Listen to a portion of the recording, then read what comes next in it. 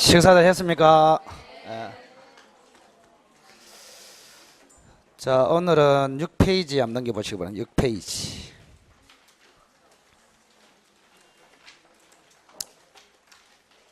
그 메모 잘 하시고 나중에 시험 일주일 전에 한번 정독을 하고 들어가신다 이런 생각을 가지고 자, 준비를 하시기 바랍니다.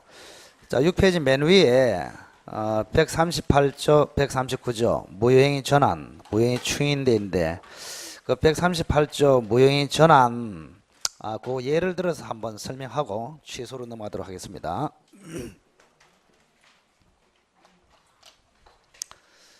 우리 그 판례에서 제일 중요한 것이 그 혼인외의자 한번 들어봤을 거예요. 혼인외의자, 혼인외의자, 혼인외의자. 혼외자를 뭐랍니까? 사생아, 에? 혼외자. 요거를 친생자가 아닌데 친생자로 신고를 했다 이 말입니다. 친생자. 그러면 친생자가 아닌데 친생자로 신고하면은 친생자 신고는 무효입니다. 무효. 근데 가만히 보니까 인지가 뭔지 아십니까? 인지. 혼외자를 자기 아들로 법적으로 받아들이겠다. 그 이제 인지를 합니다. 그래서 인지 신고의 요건을 다 갖추고 있더라. 그러면은 인지 신고로서 유효한 것으로 전환시켜 준다. 이게 하나 있고 또 비슷한 게 이제 타인의자가 있거든요. 타인의자를 또 같이 친생자 신고를 했습니다. 근데 친생자가 아닌데 했기 때문에 역시 친생자 신고로서는 역시 무효입니다. 이렇게 무효. 그런데 입양신고로서는 요건을 갖추고 있다. 그러면은 이것으로서는 유효다 이 말입니다. 그죠? 자, 그러면 이제 우리 교재에 그 조문에 보면은 요거를 A다 이렇게 생각하시고 요거를 B다 이렇게 생각하시고 그 요거를 이제 대조해서 조문을 좀 읽어서 정확하게 한 번 더 한번 보자 이 말입니다.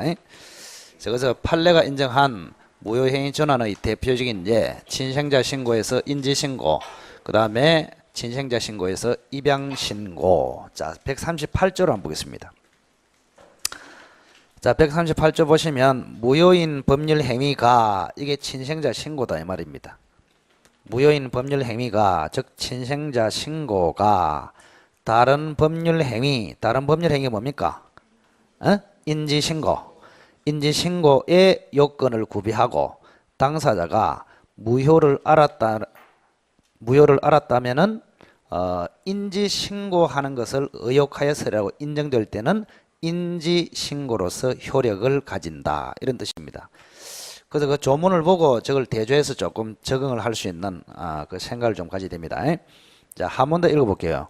무효인 법률 행위가 이 말은 무효인 친생자 신고가 이 말이고 다른 법률 행위의 요건, 다른 법률 행위는 인지신고와 입양신고의 요건을 구비하고 당사자 친생자 신고가 무효임을 알았다면은 그죠?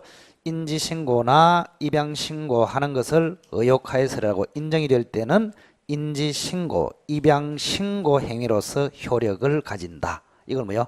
무효행위 전환 이렇게 부릅니다. 자, 그렇게 보시고 그 다음 140조부터는 취소에 관한 것이거든요. 140조부터 146조까지 취소에 관한 반드시 한 문제 출제. 어느 부분이 중요하다 이거 없습니다. 취소는 전반적으로 출제가 되기 때문에 하여튼간에 140조부터 146조까지 한 문제는 무조건 출제가 된다. 그럼 취소는 전체적으로 한번 그려놓고 한번 보겠습니다. 취소. 자, 갑이라는 사람이 어떤 토지를 가지고 있는데 이 토지를 을한테 지금 팔았다 이런 이야기입니다. 을한테 매매를 했습니다. 매매. 그래서 토지가 을 쪽으로 넘어갔고 자, 을은 또다시 병한테 다시 넘겼다 이 말입니다. 그죠? 자, 병을 제3자랍니다. 제3자라고 한다. 그래서 제3자가 나오면 무조건 선의 악의로 일단 나눠야 합니다. 선의 악의로 나눠야 한다. 또 같이. 근데 이 경우에 만약에 을이라는 사람이 사기를 쳤다. 또 강박을 했다. 또는 착오를 했다. 또 뭐 있습니까? 갑이 뭐요? 무능력이다. 무능력. 이걸 취소 사유로 합니다. 취소 사유. 자, 행위 무능력 요걸 다른 말로 요새는 뭐라 한다 했다? 제한 능력자, 그죠? 제한 능력자라고 한다. 미성년자다 이렇게 생각하시면 됩니다. 자, 그래서 갑이 사기 강박을 당해서 팔았거나 착오했거나 행위 무능력으로 매매를 했다. 이 경우에는 취소할 수 있다. 이 말. 취소할 수 있다. 그죠? 갑은 매매를 취소할 수 있다. 그럼 취소를 아직 한 게 아니에요. 취소를 할 수 있다. 이 말입니다. 그죠? 그럼 취소를 할 수 있다. 이거는 취소할 수 있지 취소된 것이 아니에요. 그러면은 요 매매는 지금 유효입니까? 무효입니까? 매매. 유효입니다. 그죠? 취소가 안 됐잖아요. 아직. 유효입니다. 유효. 유효인데 확정이 됐습니까? 확정은 안 됐습니까? 확정은 안 됐죠. 그래서 이 경우를 우리는 유동적 유효로 합니다. 유동적 유효. 이렇게. 유동적 유효하고 비슷한 거 많이 들어보셨죠? 그죠? 유동적 무효도 있잖아요. 유동적 무효. 유동적 무효는 대표적인 게 뭡니까? 토지거래, 허가전의 법률 행위, 또 우리가 배운 것 중에서 협의의 무권 대리 행위, 그죠? 그 두 가지를 기억하시면 됩니다.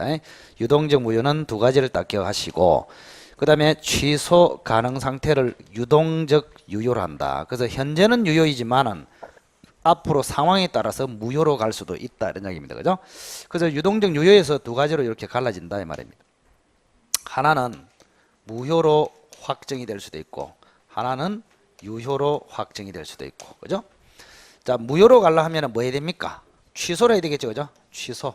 그래서 취소를 하면은 무효로 가고 뭐 하면은 추인을 하면은 유효로 가고 이렇게 됩니다. 그래서 취소하고 관련해서 딱 우리가 140조, 그죠? 142조, 141조가 있다. 이 말은 세개 조목. 요거는 취소권자, 요거는 취소의 상대방, 요거는 취소의 효과 세 가지. 자, 추인하고 관련해서도 조문이 있습니다.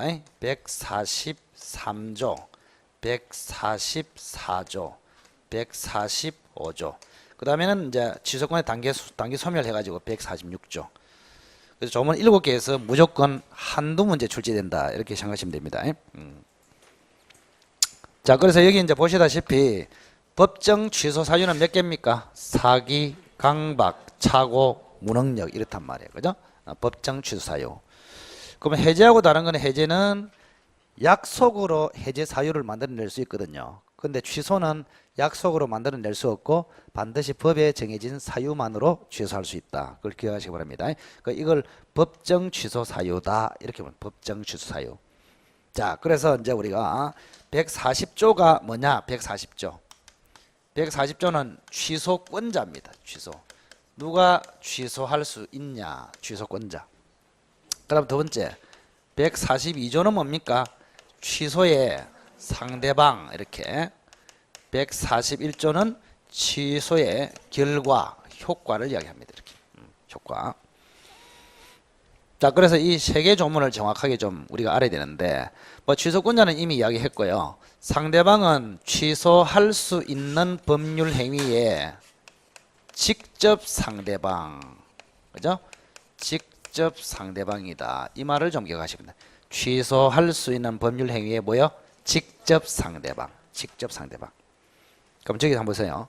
저 그림에서 취소할 수 있는 법률 행위 뭡니까? 매매. 맞죠? 갑과 을의 매매가 취소할 수 있는 법률 행위. 그럼 취소할 수 있는 법률 행위 매매의 직접 상대방은 을입니까? 병입니까? 을. 그죠? 을. 그래서 결국에는 을이 되겠다. 을. 그 병을 뭐랍니까? 제3자라고도 하지만 병을 전득자라고도 한다 이 말입니다. 또는 성계인이라고도 한다 이런 이야기입니다. 성계인. 이 사람은 상대방이다 아니다? 아니다 이 말입니다. 그래서 병은 아니다 이 말입니다. 병은 아니다 이런 이야기입니다. 병은 아니다. 자, 취소의 결과는 무슨 말이냐? 취소를 하면은 무효로 가거든요. 무효로 가면은 자, 이행이 이미 돼버렸다면은 이행할 필요가 없고 이행이 된 상태에서는 어떻게 됩니까? 이행이 된 상태에서는 돌려줘야 되겠죠. 그래서 이거는 부당이득 반환이라 합니다.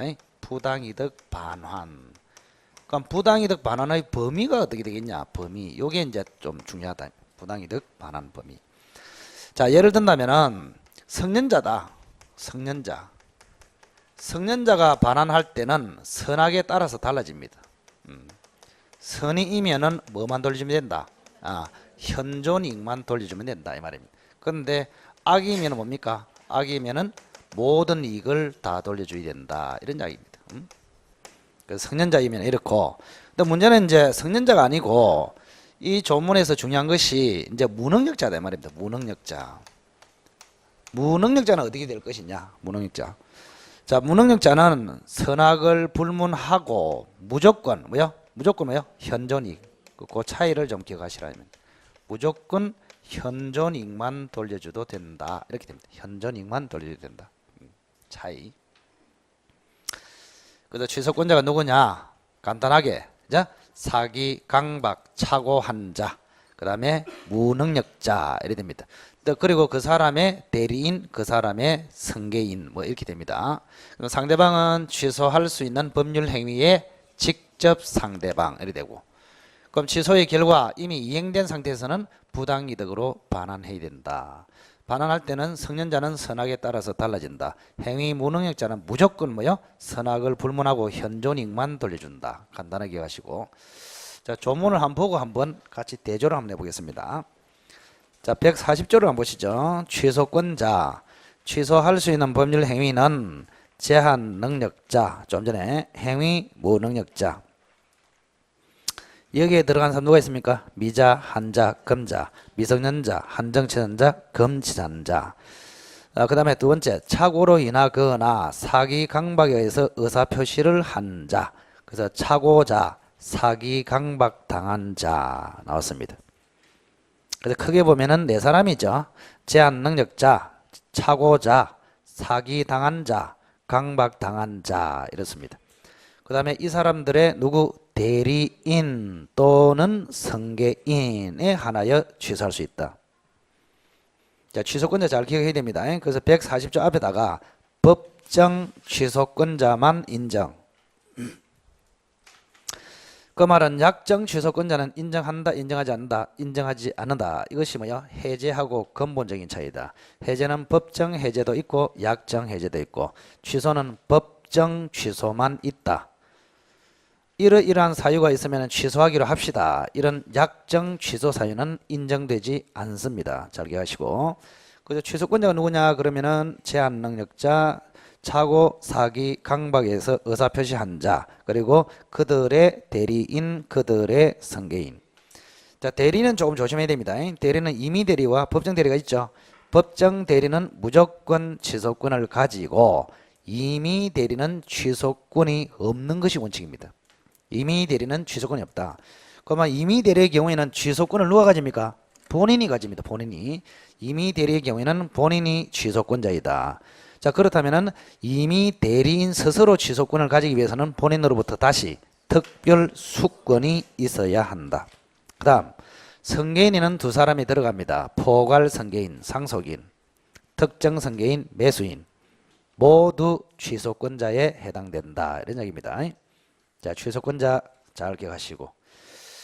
자, 그 다음 142조 취소의 상대방. 취소할 수 있는 법률 행위는 상대방이 확정한 경우에는, 조문에는 확정한 이렇게 되어 있는데 국어상은 안 맞죠. 확정된 경우 이렇게 해요. 국어상 맞죠. 자, 상대방이 확정한 경우에는 그 취소는 누구에게? 상대방에 대한 의사표시로 해야 된다.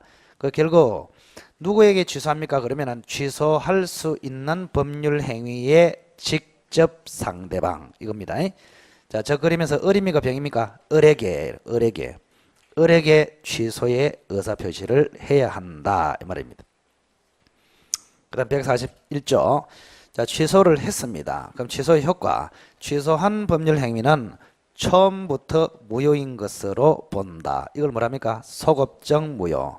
취소한 법률 행위는 처음부터 무효인 것으로 본다. 됐습니다. 그러나 제한 능력자는 그 행위로 인하여 이익이 현존하는 한도에서 상환할 책임이 있다. 이렇게 돼 있죠. 이것을 제한 능력자 보호에 관한 특칙이다. 이렇게 부릅니다. 그럼 제한 능력자가 아니고 능력자는 어떻단 말입니까? 능력자는 아까 말씀드린 대로 선악에 따라서 달라지죠. 자, 선이면은 현존 이익, 악이면은 모든 이익을 반환해야 합니다. 근데 제한 능력자, 즉 행위 무능력자는 선의 악의를 따지지 않고 무조건 현존 이익만 책임이 있다.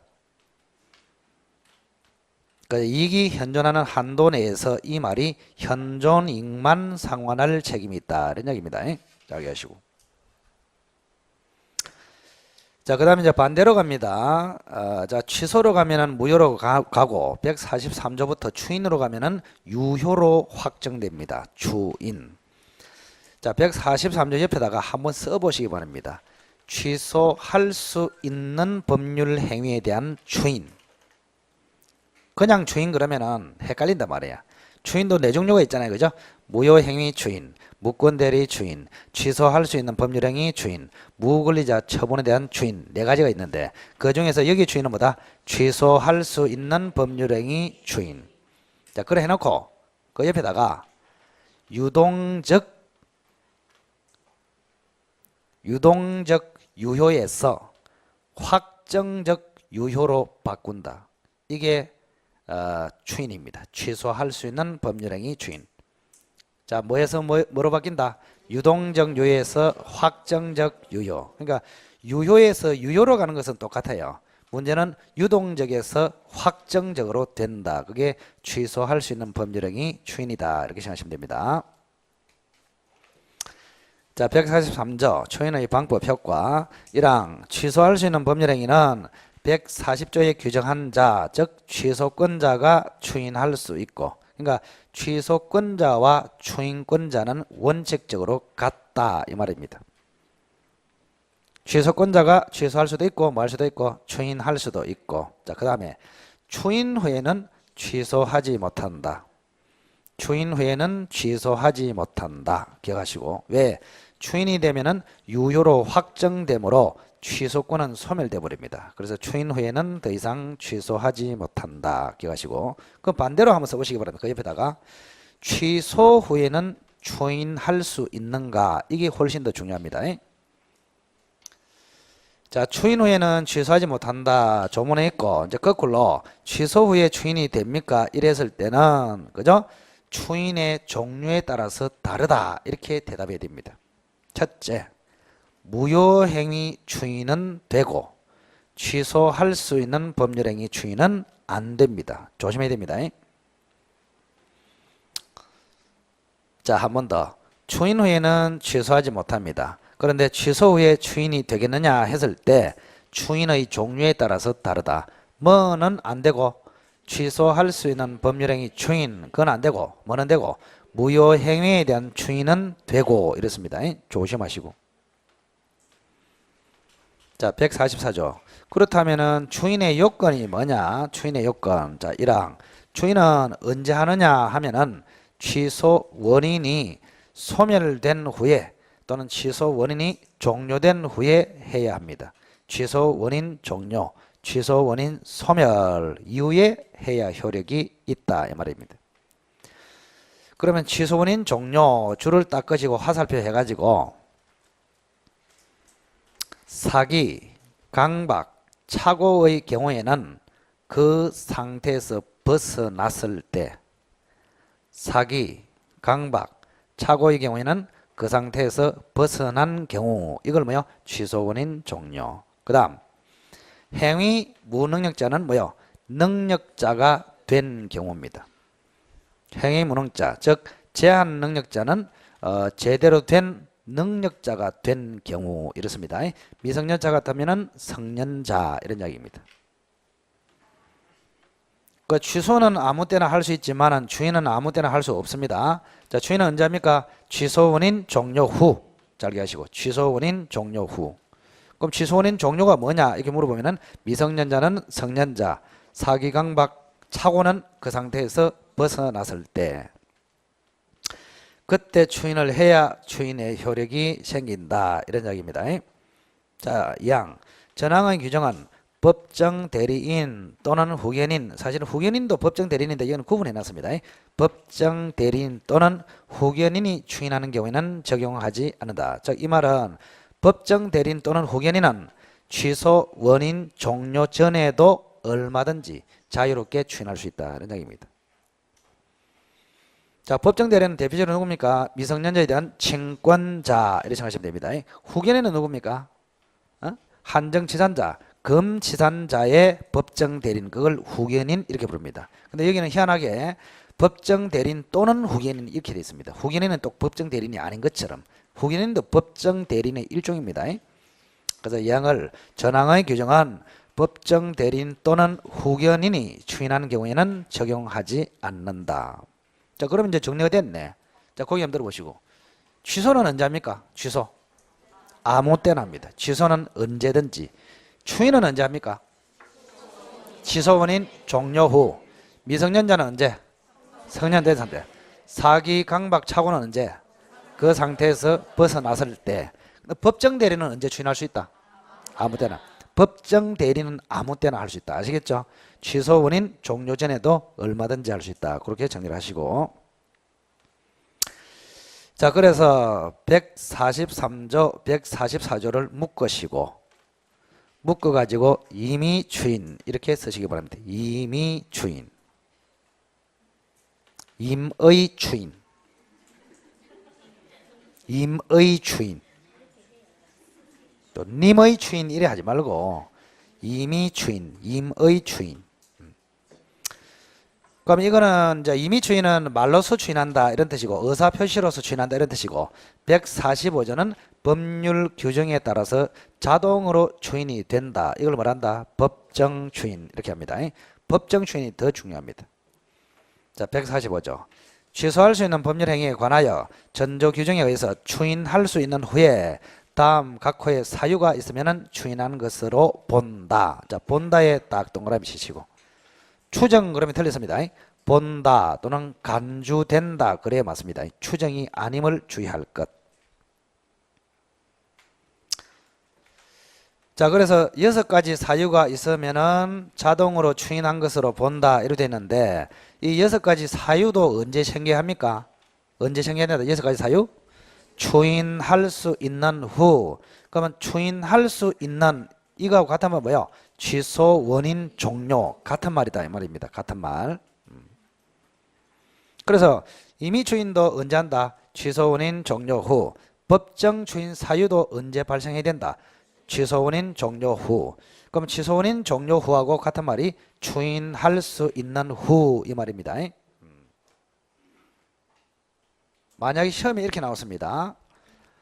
취소할 수 있는 법률행위에 관하여 취소할 수 있는 후에 다음 사유가 있으면 추인한 것으로 본다. OX. X죠. 좀 전에 취소할 수 있는 후 제가 이렇게 했잖아요. 취소할 수 있는 후가 아니고 뭐요? 추인할 수 있는 후. 추인할 수 있는 후 또는 취소 원인 종료 후. 그러니까 취소할 수 있는 후 그러면 틀렸다 이 말입니다. 취소는 아무 데나 할 수 있기 때문에. 자, 그래서 145조 법정 추인 사유는 첫째 취소 원인 종료 후 돼야 합니다. 추인할 수 있는 후 돼야 합니다. 그 다음에 6가지 사유가 발생돼야 합니다. 그리고 셋째 줄, 그러나 이를 유보한 때는 추인한 것으로 보지 않는다. 그러하지 아니하다. 그 말은 추인한 것으로 보지 않는다. 이를 유보했다. 그럼 이를 유보하면 추인이 됩니까? 안 됩니까? 안 되죠. 따라서 이 유보가 없을 것 이렇게 됩니다. 자, 145조 옆에다가 법정 추인 3대 요건을 한번 써보시기 바랍니다. 첫째, 6가지 사유가 발생.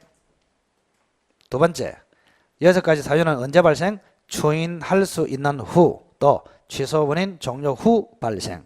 세 번째, 이유보가 없을 것. 이 세 가지를 딱 기억하시란 말이에요. 자, 법정 추인이 돼가지고 추인한 것으로 본다. 그러려면은 세 가지 요건이 필요하다. 첫째는 뭐요? 6가지 사유가 발생.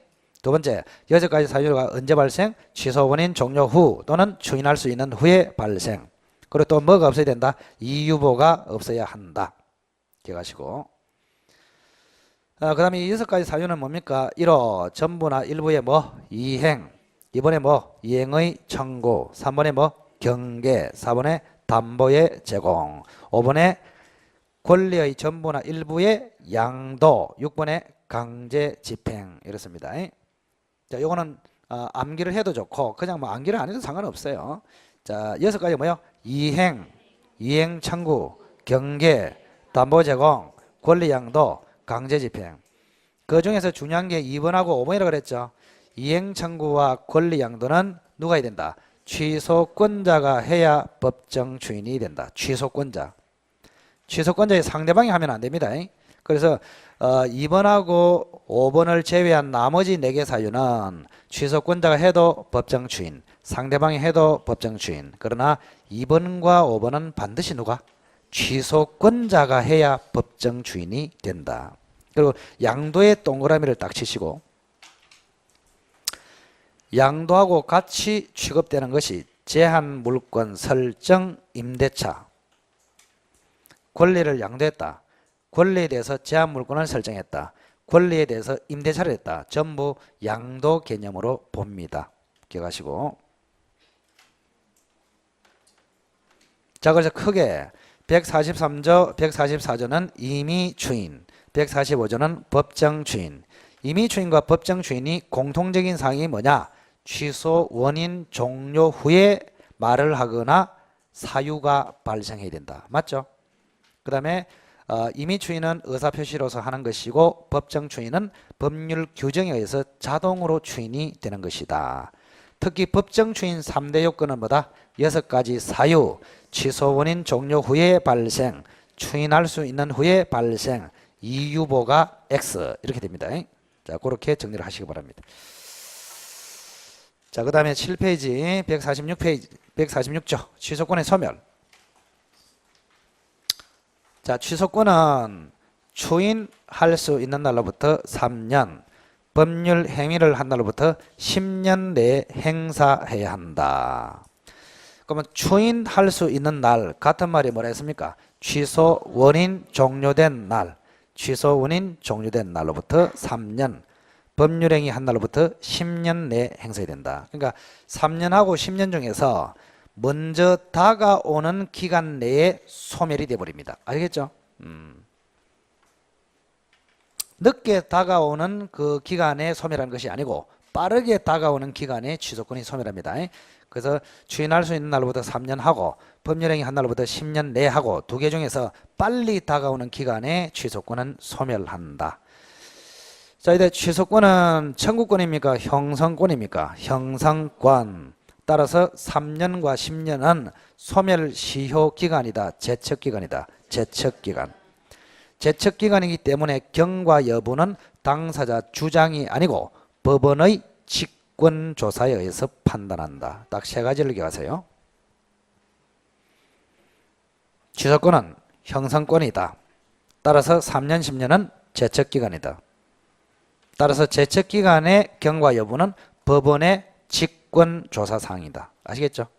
기억하시고. 자, 그리고 그 옆에다가 한마디 쓰세요. 취소로 인하여 발생한 부당이득 반환 청구권.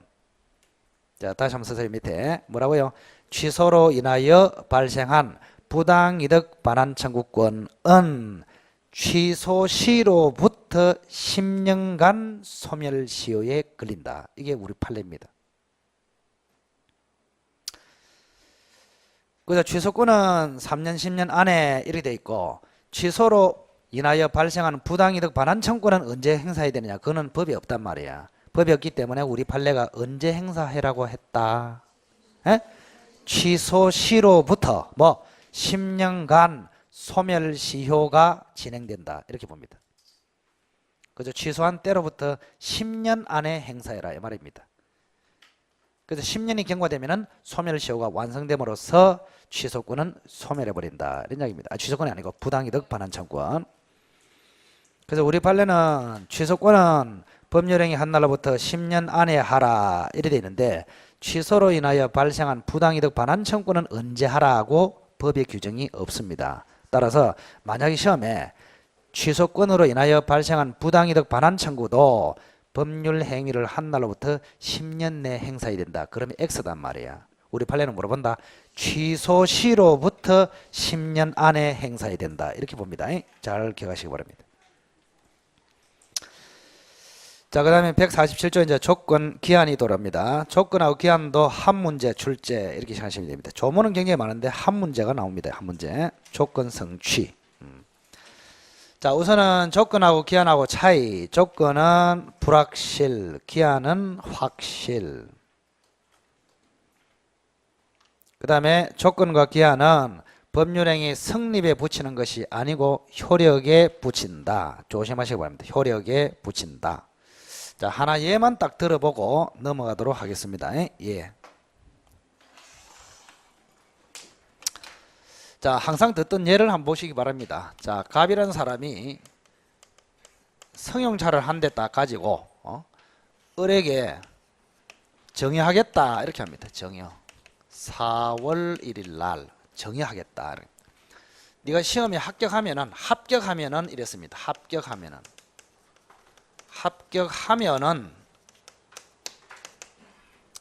그럼 합격자 발표가 11월 1일이다 이렇게 보자 이 말입니다. 그죠? 자, 우선은 요 합격하면은 요거는 조건으로 보입니까? 기한으로 보입니까? 조건. 그죠? 우선은 조건으로 확정이 됐죠. 왜 조건입니까? 불확실하다 이 말이에요. 조건. 이렇게.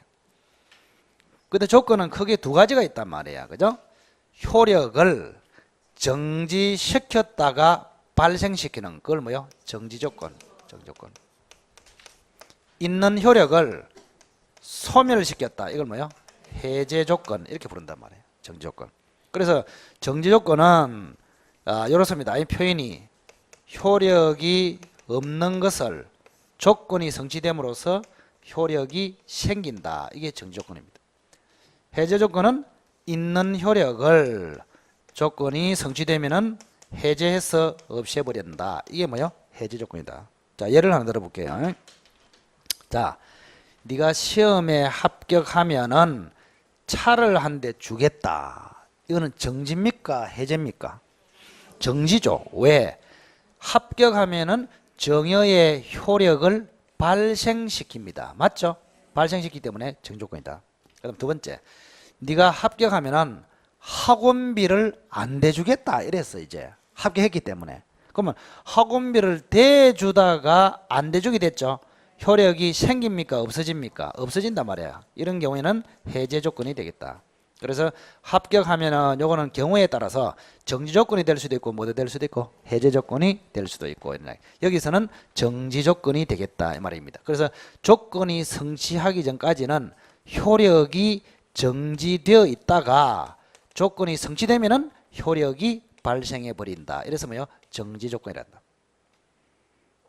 네가 합격하면은 학원비 안 대주겠다. 학원비를 대주다가 합격을 하면은 소멸시켜서 안 대주겠다. 이런 이야기 아닙니까? 그죠? 이게 이제 정지 조건하고 해제 조건이다. 기억하시고. 그리고 잘 보시면 합격하면은 요거는 정여에 잘 보세요. 성립에 붙였습니까? 효력에 붙였습니까? 효력에. 조심해야 됩니다. 효력에 붙이는 것입니다. 효력을 발생시키고 효력을 없애고 이게 조건 기한이단 말이에요. 성립하고는 관련돼 있다 안 돼 있다? 안 돼 있다. 그래서 뭐 합격하든지 말든지 간에 정여는 성립이 돼 있어요. 성립이 돼 있는데 다만 조건이 성취되면은 즉 합격하면은 효력이 생긴다 이 말입니다. 그래서 결국 합격하면은 이거는 성립에 붙인다, 효력에 붙인다, 효력에 붙인다. 기억하십시오. 자, 그래 해놓고 한번 보시다. 147조. 자, 1항에 정지 조건 있는 법률 행위는 조건이 성취한 때로부터 효력이 생긴다. 맞죠? 정지 조건이 있는 법률 행위는 조건이 성취한 때로부터 효력이 생긴다. 그러면은 법률 행위한 때부터입니까? 조건 성취한 때부터입니까? 성취한 때. 따라서 소급적입니까? 비소급적입니까? 비소급적. 자, 2항에 해제 조건이 있는 법률 행위는 조건이 성취한 때로부터 효력을 잃는다. 자, 여기도 잃는 것도 법률 행위시로부터 잃습니까? 성취시로부터 잃습니다. 성취시. 역시 비소급표. 그래서 147조 조건 성취의 효과 옆에다가 비소급표가 원칙 딱 써놓으면 되겠죠.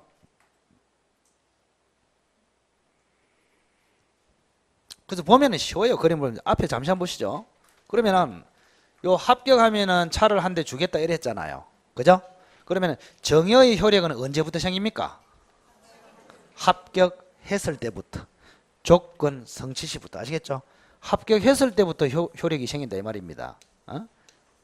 합격은 언제요? 11월 1일. 그래서 4월 1일 날부터 효력이 소급해서 생기는 것이 아니고 언제부터? 11월 1일 날 조건 성취한 때부터 효력이 생긴다 이 말입니다. 해제 조건도 마찬가지. 예? 해제가 언제 됩니까? 해제가 합격했을 때 그때부터 해제돼 가지고 효력이 없어진단 말이에요. 아시겠죠? 그래서 법률 행위시로부터입니까? 조건 성취시로부터. 조건 성취시부터. 자, 그런데 사망에 당사자가 조건 성취의 효력을 그 성취 전에 소급하게 할 의사를 표시한 때는 그 의사에 의한다. 즉 특약으로 소급표를 인정할 수 있다 이런 뜻입니다. 특약으로 소급표를 인정할 수 있다. 그 옆에다가 기한은 절대 소급표를 인정할 수 없음. 기한은 소급표를 절대 인정할 수 없다. 자, 그래서 147조는 1항에는 정지 조건, 2항에는 해제 조건, 3항에는 소급 이렇습니다. 자, 148조 조건 있는 법률 행위의 당사자는 조건의 성부가 미정한 동안에 조건의 성취로 인하여 생길 상대방의 이익을 해하지 못한다. 그건 참고하시면 된다. 상대방의 이익을 해하지 못한다. 자, 149조 조건의 성취와 미정한 권리 의무는 일반 규정에 의하여 처분, 상속, 보존, 담보로 할 수 있다. 그러니까 조건부 권리도 일반 권리와 마찬가지로 처분, 상속, 보존, 담보로 할 수 있다 이런 이야기입니다. 처분도 할 수 있고 상속 받을 수도 있고 보존 행위 할 수도 있고 담보로 제공할 수도 있고 이런 이야기입니다. 조건부 권리도 일반 권리와 마찬가지로 취급하겠다 이런 이야기입니다. 자, 150조는 거기 주장에만 동그라미를 딱 치시고 한번 읽어보시면 됩니다. 주장. 자, 1항의 조건의 성취로 인하여 불이익을 받을 당사자가 신의 측에 반하여 조건의 성취를 방해한 때는 상대방은 조건이 성취한 것으로 주장할 수 있다. 주장. 2항에도 주장할 수 있다. 주장의 동그라미. 그래서 만약에 추정한다. X. 간주한다. X. 본다. X. 그렇게 출제됩니다. 자, 성취한 것으로 추정한다. X. 성취한 것으로 본다. X. 성취한 것으로 간주한다. X. 성취한 것으로 주장할 수 있다. O. 아시겠죠? 주장할 수 있다. 그래서 주장의 동그라미에서 일종의 형성권을 인정하고 있다. 이 말입니다. 일종의 형성권을 인정하고 있다. 자, 그 다음에 151조가 그동안의 출제가 가장 비문합니다. 기해무, 부정무 이겁니다. 기해무, 부정무. 자, 1항부터 보겠습니다. 자, 조건이 사회 질서에 위반한 것인 때는 그 법률 행위는 무효로 한다. 자, 조건이 사회 질서에 위반 딱 줄 것이기 바랍니다. 자, 사회 질서의 위반 이걸 뭐랍니까? 불법. 우리가 불법 원인급여 들어보셨죠? 그때 불법은 사회 질서 위반 또는 좁게 부르면은 불공정 행위까지도 포함됩니다. 자, 그래서 조건이 선량한 풍속 기타 사회 질서의 위반 거기까지를 불법 조건이라 합니다. 따라서 어떤 법률 행위에 불법 조건이 붙어버리면은 그 법률 행위 전체가 뭐로 간다? 무효로 간다. 그래서 만약 시험이 이렇게 잘 나와요. 조건이 사회 질서에 위반하면은 조건만 무효로 한다. 그럼 틀렸단 말이에요. 조건도 무효, 법률행위 전체도 무효 이렇게 갑니다. 그게 이제 이런 뜻입니다. 자, 여기 한번 보세요. 자, A라는 사람이 B에게 자, 정여를 합니다. 정여. 뭐 예를 들어서 10억을 정의를 한다 봅시다. 10억을 하면서 뭐라냐? 값을 살해하면 10억을 주겠다. 이래 됐단 말이야. 그러면 살해하면 이거는 사회 질서에 반하는 것이죠. 그래서 무슨 조건이 한다? 불법 조건, 불법 조건. 그래서 불법 조건이 붙었다 이 말입니다. 그러면 불법 조건이 붙으면은 이 불법 조건만 무효로 되는 것이 아니다 이 말입니다. 뭐도 정여 자체도 뭐요? 무효로 가버린다 이 말입니다. 정여 자체도 무효로 간다 이런 이야기입니다. 정여 자체. 자, 불법 조건이 붙으면은 조건만 무효이다. 법률행위 전체가 무효이다. 법률행위 전체가 무효이다. 이런 뜻입니다. 그 차이를 기하시고. 자, 그 다음 2항을 잘 보시기 바랍니다. 자, 조건이 법률행위 당시에 이미 성취했다. 이미 성취했다. 이걸 기성조건이라 합니다. 이미 성취한 것인 경우에 그 조건이 정지 조건이면은 조건 없는 법률행위로 하고 해제 조건이면은 법률행위는 무효로 한다. 그러면 기성 조건이죠. 기, 정, 유, 기, 해, 무 이래 되잖아요. 그죠? 조건 없는 법률행위 이 말은 유효다 이 말이거든요. 조건 없는 법률행위는 뭐다? 유효다. 자, 그래서 이미 성취한 것인 경우 이걸 뭐라고? 기성조건. 기성조건이 정지 조건이면은 조건 없는 법률행위로 즉 유효로 하고 해제 조건이면은 무효로 한다. 기정유, 기해무 이랬습니다. 기해무. 그 기해무를 외우라 그랬죠. 기해무. 그다음 3번 보겠습니다. 3항. 자, 조건의 법률행위 당시에 이미 성취할 수 없는 것이다. 이걸 불능 조건이라 합니다. 이미 성취할 수 없다. 불능 조건. 자, 불능 조건이 해제 조건이면은 조건 없는 법률 행위로 하고, 즉 유효로 하고, 조건 없는 법률 행위로 하고, 정지 조건이면은 무효로 한다. 즉 불해유, 불해무 이렇게 되잖아요. 불해. 부정무. 예. 불해유, 부정무. 아, 맞습니다. 동그라미 딱 치면 되겠죠. 자, 2항에는 뭐에 동그라미 치면 됩니까? 기해무. 3항에는 뭐요? 부정무. 이렇게 치면 되겠네요. 그러니까 이게 이제 예를 들어서 설명할 수 있는데 그냥 외워버리면 됩니다. 그래야 좀 편합니다. 예를 해가지고 맞추면 5분 걸려요. 5분. 그렇게 할 필요 없이 1초 만에 딱 끝내버려. 1초 만에. 기해무, 부정무. 그동안의 조문 중에서는 151조가 압도적으로 출제가 많이 됐습니다. 꼭 기억하시기 바랍니다. 자, 2항을 한 번 더 볼까요? 기정유, 기해무, 3항, 불해유, 불정무 이렇습니다. 불을 부로 읽으면 됩니다. 부로. 그래서 하나만 기억하면 되잖아요. 예? 기해무, 부정무 딱 두 가지만 기억하면 된다. 두 가지. 조건 없는 법률행위가 유효라는 것만 주의하시면 됩니다. 조건 없는 법률행위가 뭐다? 유효다. 이런 이야기입니다. 자, 152조 기한 도래의 효과. 자, 언제부터 이게 시기, 언제까지 이게 종기입니다. 자, 1항에는 시기 있는 법률행위는 도래한 때로부터 효력이 생긴다. 2항에 종기 있는 법률행위는 도래한 때로부터 효력을 잃는다. 이랬습니다. 시기가 붙었다. 그럼 그때부터 효력이 생긴다. 종기가 붙었다. 그때까지만 효력이 있고 그 다음부터는 효력이 없어진다. 이런 이야기입니다. 시기는 뭐하고 비슷합니까? 정지 조건. 종기는 뭐하고? 해제 조건하고 비슷하다. 이 말입니다.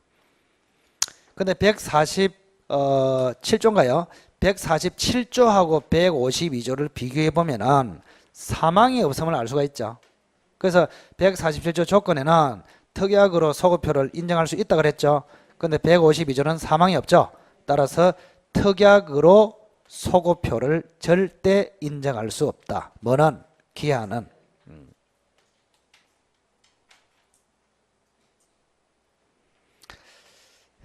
자, 기억하시고. 자, 그 다음 153조 기한이익의 포기. 자, 1항의 기한은 채무자의 이익을 위한 것으로 추정한다. 기한은 채무자의 이익을 위한 것으로 추정한다. 추정. 반대 증거로 번복이 된다. 이런 뜻입니다. 간주 본다가 아니고 추정한다. 자, 영의 기한의 이익은 이를 포기할 수 있다. 그러나 상대방 이익을 해하지 못한다. 기한이익의 포기. 자, 그렇게 보시고 문장 자체를 보시면 되겠습니다. 자, 총시간 그 정도로 보시고 물권을 한번 보도록 하죠.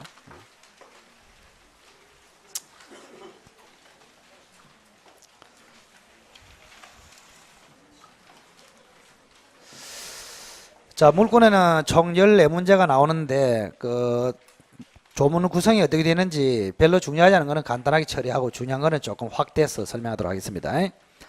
자, 우선은 그 185조를 딱 보시거든요. 185조. 물권의 종류 이렇게 되어 있네요. 자, 물권은 법률 또는 관습법에 의하는 외에는 임의로 창설하지 못한다. 이걸 물권 법정주의 이렇게 부릅니다. 물권은 법에 정해져 있는 것만 인정하자. 물권 법정주의. 그 법이 뭐냐? 법률 또는 관습법. 법률이 뭐냐? 민법. 자, 따라서 물권은 민법 또는 관습법으로만 창설할 수 있다. 이런 이야기입니다. 물권 법정주의.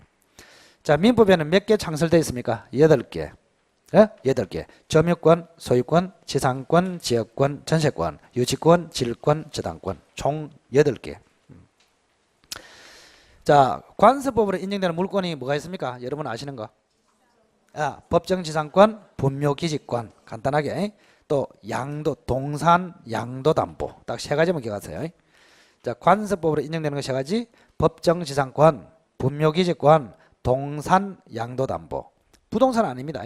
부동산은 가등기담보법에 규정되어 있기 때문에 그거는 관습법으로 인정되는 것이 아니다. 동산, 양도담보만. 자, 그리고 물권은 이렇게 되어 있죠. 물권은 이렇게 되어 있는데 실제로는 정확하게는 물권의 종류와 내용은 이렇게 해석합니다. 물권의 종류도 법정되어 있어야 되고 물권의 내용도 법정되어 있어야 되고 이런 이야기입니다. 물권 법정주의. 자, 186조하고 187조는 10대 조문 안에 들어갈 정도로 굉장히 중요하다고 그랬죠. 부동산, 물권 변동, 등기해야 되느냐, 등기할 필요가 없느냐. 186조, 187조. 항상 출제가 됩니다. 항상 출제. 자, 우선 읽어볼게요. 부동산에 관한 법률 행위로 인한 물권의 득실 변경. 득실 변경이 무슨 뜻입니까? 취득, 상실 변경. 한마디로 물권 변동 이 말입니다. 법률 행위로 인한 물권 변동은 등기하여야 효력이 생긴다. 그럼 등기는 무슨 요건입니까? 등기는 무슨 요건? 물권의 효력 발생 요건. 물권의 효력 발생 요건. 물권의 변동 요건 이래도 됩니다. 물권의 효력 발생 요건. 물권의 변동 요건이다. 등기. 여러분이 등기법에서 등기의 기능을 배웠죠. 등기는 무슨 기능 합니까? 공식이는 그러니까 공시법이지. 그거 물은 거 아니고. 지금 여기하고 관련해서 묻고 있잖아요. 등기는 무슨 기능이 있다? 좀 전에 했잖아요. 그죠? 효력 발생 기능. 맞죠? 효력 발생 기능. 또 187조에 등기가 있잖아요. 그죠? 원래는 187조는 등기가 필요 없는데 그러나 등기를 해야 처분할 수 있다. 이렇게 돼 있잖아요. 그때는 처분 기능. 맞죠? 처분 기능. 그 다음에 채권을 다시 등기할 수 있죠. 채권에 대해서 등기하면은 채권이 어떻게 됩니까? 제3자에게 대항할 수 있다 이 말입니다. 그때 등기 기능은 대항요건, 대항요건이다. 그래서 186조의 등기는 그죠? 무슨 요건? 효력 발생 요건. 187조의 등기는 처분 요건. 그다음에 채권에 등기를 붙이면 무슨 요건? 대항 요건 이렇게 된단 말이에요. 그 등기의 기능 3가지를 딱 기억하세요. 효력을 발생시킨다, 처분을 할 수 있도록 한다, 대항할 수 있도록 한다. 이 3가지 기능이 있다. 등기는. 자, 186조의 등기 기능은 뭐라고요? 효력 발생 기능. 187조의 기능은 처분 기능, 그 다음에 채권의 등기를 붙이면은 대항 기능, 이 세 가지가 있다. 자, 그러면 186조를 다시 한번 보세요. 핵심이 법률 행위로, 이게 핵심입니다. 법률 행위로 물권을 변동시키려면 반드시 뭐해라? 등기해라. 187조 상속, 공용징수, 판결, 경매, 기타 법률의 규정에 의한 부동산에 관한 물권의 취득. 자, 우리가 186조에는 득실 변경되어 있고 187조에는 취득되어 있죠. 취득만 되어 있는데 해석상은 상실 변경도 다 포함됩니다. 그래서 186조도 변동, 187조도 변동, 이렇게 생각하시면 됩니다. 그래서 결론은 법률 행위로 변동시킬 때는 등기해야 되고 법률 규정으로 변동시킬 때는 등기를 요하지 않는다. 그러나 등기를 해야 뭐는 할 수 있다? 처분할 수 있다. 따라서 등기를 하지 아니하면 이를 처분하지 못한다. 이렇게 됐습니다. 자, 법정지상권은 등기해야 취득합니까? 등기할 필요 없습니까? 등기할 필요 없죠. 그러나 그 지상권을 처분하기 위해서는 뭐 해야 된다? 등기해야 된다. 이런 뜻입니다. 자, 그러면 앞으로 여러분들의 시험에 출제되는 방식은 다음 중 등기해야 변동이 일어나는 것을 골라라. 등기 안 해도 변동이 일어나는 것을 골라라. 이렇게 나오거든요. 그러면 뭘 기준으로 보면 됩니까? 아, 법률 행위로 변동시킨다. 그럼 반드시 등기해야 되고 법률 행위가 아닌 것으로 하면 뭐요? 등기할 필요가 없는 것이고 법률 행위의 대표적인 뭐 있습니까? 매매다. 매매는 뭐의 대표다? 계약의 대표. 계약은 뭐의 대표다? 법률행위. 자, 그러면은 법률행위 옆에다가 법률행위의 대표가 계약, 계약의 대표가 매매. 그래서 법률행위로 인한, 계약으로 인한, 매매로 인한 거의 같은 말이다. 이렇게 생각하시면 됩니다. 그리고 매매가 꼭 아니라도 괜찮죠. 계약은 매매뿐 아니고 많죠. 뭐 정여도 있고, 그죠? 여러 가지가 있잖아요, 그죠? 그래서 어쨌든 간에 가장 크게 법률 행위로 변동시키면은 등기해야 되고 법률 규정, 기타로 변동시키면은 등기할 필요 없고 이래 됩니다. 자, 그럼 법률의 규정, 기타. 그러니까 우리 187조는 법률의 규정 해놨는데 그 옆에다가 기타도 포함 이렇게 쓰시기 바랍니다. 기타. 기타도 포함. 앞에 치는 이래 쓰지 말고 기타도 포함. 그 기타가 뭐냐? 사실입니다. 사실. 자, 그래서 크게 법률 행위로 변동, 법률 규정으로 변동, 사실로 변동, 이 세 가지가 있단 말이에요. 그러나 법률 규정에 의한 변동과 사실에 의한 변동은 187조. 나머지 법률 행위는 186조. 그래서 187조가 적용되는 것은 법률 규정만이 다 사실도 포함된다. 사실도 포함된다. 그 사실의 가장 대표가 건물의 신축이다. 이 말, 건물의 신축. 아시겠죠? 그래서 건물의 신축은 등기해야 된다. 등기할 필요 없다. 등기할 필요가 없다. 왜? 187조. 법률 규정 기타 사실에 들어가기 때문에 그렇습니다.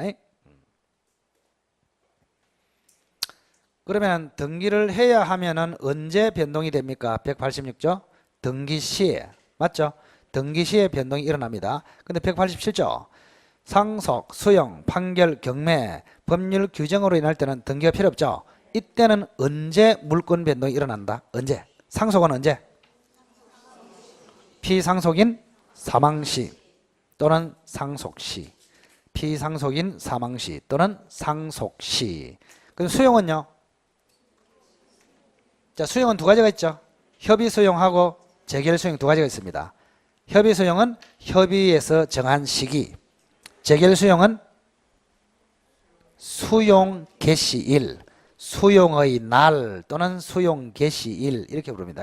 판결은 판결 확정시, 경매는 매각 대금 완납시. 그 다음에 상속과 같이 취급되는 거 뭐 있습니까? 포괄 유정, 합병, 이것도 상속과 같이 취급된다. 판결은 세 종류가 있죠. 이행 판결, 형성 판결, 확인 판결 중에서 뭐만? 형성 판결만 해당이 된다. 형성 판결만 해당이 된다. 경매는 크게 공경매, 사경매가 있는데 여기에 경매는 공경매를 이야기한다. 공경매는 두 가지가 있다. 강제경매, 임의경매. 그래서 187조의 경매는 공경매로서 임의경매와 강제경매를 의미한다.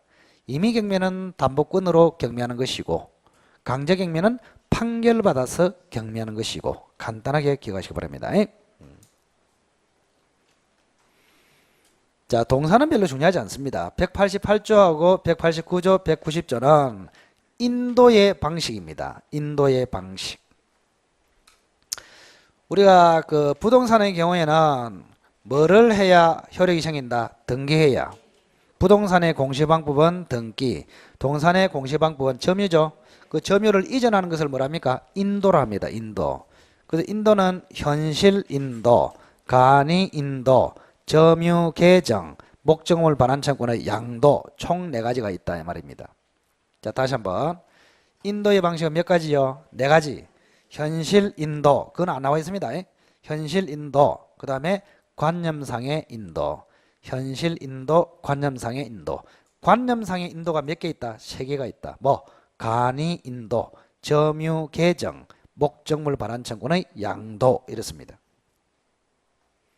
자, 188조의 1항 동산에 관한 물권의 양도는 그 동산을 뭐? 인도하여야 효력이 생긴다. 부동산 같다면 등기하여야 이 말하고 같습니다. 자, 동그라미 2번 2항 양수인이 이미 그 동산을 점유한 때는 의사표시만으로 인도의 효력이 생긴다. 이걸 말한다. 간이 인도. 양수인이 이미 동산을 점유한 때. 그럼 요거는 대표적인 예가 그 밑에 써놓기만 써놓으시면 됩니다. 동그라미 2항 밑에다. 양수인이 이미 동산을 점유한 때 이 말은 임차인이 매수한 때 이렇게 생각하시면 됩니다. 임차인이 매수하면은 임차인이 이미 가지고 있죠. 가지고 있기 때문에 넘겨받을 필요가 있다 없다? 없다. 넘겨받은 것으로 본다. 이걸 뭐요? 간이 인도. 자, 189조 동산에 관한 물권을 양도하는 경우에 당사자의 계약으로 양도인이 동산의 점유를 계속한 때는 양수인이 인도받은 것으로 본다. 양도인이 점유를 계속하는데 양수인이 인도받은 것으로 본다. 이게 대표적인 예가 뭐냐? 매도인이 다시 임차한 경우. 매도인이 임차한 경우. 원래 매도를 했기 때문에 넘겨줘야 되죠. 근데 어차피 다시 빌릴 것이죠. 그러면 넘겨줬다가 돌려받느니 차라리 그냥 가만히 가지고 있으면 되겠죠. 그걸 뭐야? 점유 개정이라 합니다. 점유 개정. 자, 양수인이 이미 부동산을 점유했다. 대표적인 예가 뭐라 했습니까? 임차인이 매수했다. 양도인이 계속 점유하면서 양수인에게 인도된 것으로 본다. 이걸 뭐랍니까? 점유 개정. 점유 개정의 대표적인 예가 매도인이 다시 임차한 경우다. 이 말입니다. 자, 190조 목적물 반환 청구는 양도. 그 괄호 안에는 반환 청구권을 양수인에게 양도함으로써 동산을 인도한 것으로 본다. 그래서 188조는 1항에는 인도, 2항에는 점유, 189조에는 양도인, 양수인 이렇게 되고 190조는 반환 청구권, 양수인 이렇게 됩니다. 자, 기억하시기 바랍니다. 되겠죠? 점심 먹고 앉아 있으니까 뭐 훌륭하죠, 그죠? 훌륭합니다. 강사의 말씀이 뭐로 들린다? 수면제로 들린다. 수면제. 잠도 참 잘 와. 불면증 해소된다. 자, 커피 한잔 마시고 연속하도록 하겠습니다.